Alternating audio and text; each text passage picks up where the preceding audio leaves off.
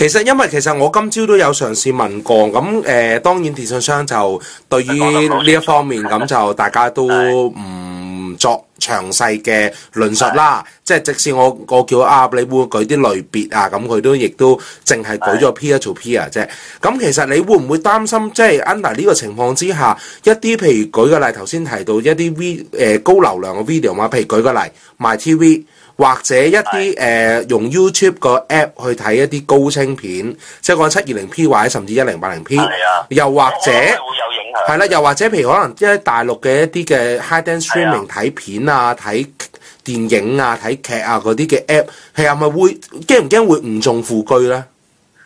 我都唔敢講係咪誤中副車，我覺得咧，其實呢個某程度上，總之佢係用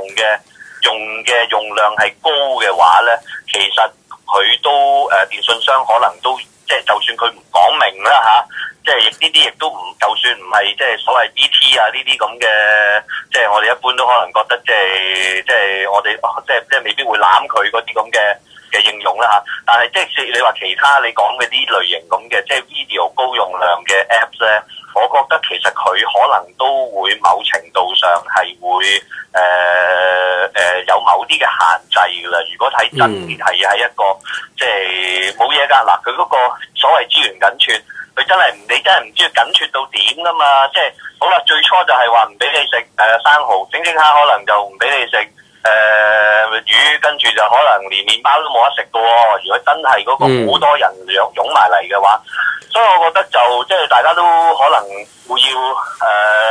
預備就係第一睇翻而家如果係用 3G 嘅網絡嚟講咧，呢個情況咧就會越嚟越明顯㗎啦。因為你始終 3G 我相信都冇邊間嘅電信商而家會再去投資落去增加嗰方面嘅資源㗎啦。咁你要靠嘅話咧，就係靠即係幾間陸陸續續佢哋推出4G 嘅服務啊，咁跟住可能用戶又會即係 switch 過去呢啲4G 服務啊，咁即係就可能嗰個情況會慢慢即係有改善啊。咁但係就我覺得就你都即係嗱，用電信商嘅角度，我諗佢就好，亦都唔敢去 commit 乜嘢嘢。即係好似我話齋，即係佢今日就話俾你聽，唔俾你即係嗱嗰啲生蠔就冇㗎啦。跟住佢就同你講話，可能龍蝦都冇啊。再講落去，喂，逐樣都可能係㗎喎。因為佢真係好難估計喺某一個情況之下，譬如嗰日係咩事或者點樣樣喺嗰個區入邊有個咩嘅大嘅活動，跟住個喺度 upload 啲片咁樣樣。咁佢可能都要限制嘅喎，真係唔夠啊嘛，所以我諗佢唔夠膽去出嚟講得好明白嘅咧，可能就某程度上係咁嘅原因。咁但係即係我諗都呢個要有個平衡啦，即係佢都要講多些少咯，即係譬如係而家如果好籠統咁樣，淨係話 P2P 啊、BT 啊咁樣樣就其實都未係好清楚。不過我諗即係。我都明白佢哋係有一定難度嘅，佢又驚即係 commit 晒嗰陣時咧，其實佢即係等於你去食自助餐，可能佢都唔敢 commit 俾你聽乜嘢嘢。咁其實即係我都想問多樣啦，就係即係阿 Charles 你作為業內嘅一啲嘅專業人士啦，其實你覺唔覺得今次呢件事係 Opta 聯同電信商搞出嚟嘅一壇嘢，令到香港嘅即係尤其是喺流動上網、流動 mobile internet 呢一樣嘢，某程度上係行緊回頭路，甚至係倒退咧？我又唔覺得係咁喎，因為其實咧成件事咧最初係有啲電信商喺用戶唔知道嘅情況之下就實施咗呢個叫做公平使用原則。咁然後電信管理局先至出嚟咧，就嘗試去規範化佢。咁就到今日呢一個而家咁嘅結果。咁其實呢個結果都某程度上都係可以預期嘅。不過唯一就係電信管理局就唔係話明你要做乜，就等你自己去諗。咁所以你咪見到有一間公司出嚟咧，就可能去得好盡。另外嗰幾間咧就出嚟又同佢競爭，咁跟住嗰間又要。佢又要走回頭路啦，佢又要即係唔好去到咁盡嚇。如果唔係，佢都估計可能會流失好多嘅客戶。咁亦都反映咗個市場係喺度競爭緊。咁我又覺得就唔算話係真係一個嗱，我就唔相信佢哋打龍通嘅。因為從電信管理局嘅角度，佢真係冇必要要咁做。而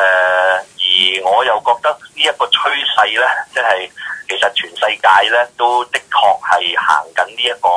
方向嘅，就係咧冇咗呢一個冇所謂無限嘅上網，甚至講真，有啲國家地區可能根本從來都未試過有無限嘅上網。咁所以其實呢個趨勢即係從消費者角度，好似有啲嘢我本來有，後尾冇咗。咁但係啦，大家又要明白，即係我用呢個例子就係話，喂，你10年8年前去起個3G 網絡嗰陣時，冇人會估到2007年 Steve Jobs 會整隻嘢叫 iPhone 出嚟，跟住仲整啲嘢叫 iPad 出嚟，然後周街咁走。即係你開個自助餐，10年前你就預咗係咁嘅 supply 嘅啫，咁啊已經定實咗噶啦。咁跟住咧，就個原來咧，哇！原來個個都咁大食嘅，湧晒入嚟，又估唔到會咁多人衝入嚟嘅。咁佢的確嘅資源係有限嘅。咁但係其實某程度上又要明白咯。咁但係某程度上呢一個問題，其實係咪應該即係與其去怪責呢個消費者，其實某程度上係咪應該網絡商要負起一定嘅責任，去提升佢哋嗰個基站啦，或者嗰個網絡嘅基建，然後去係咯？其實就我就覺得就冇人怪責個用戶啊嚇，佢即係用戶用得多，其實咧好大程度亦都令到嗰個供應商咧係賺多錢嘅。佢買多咁多機咧，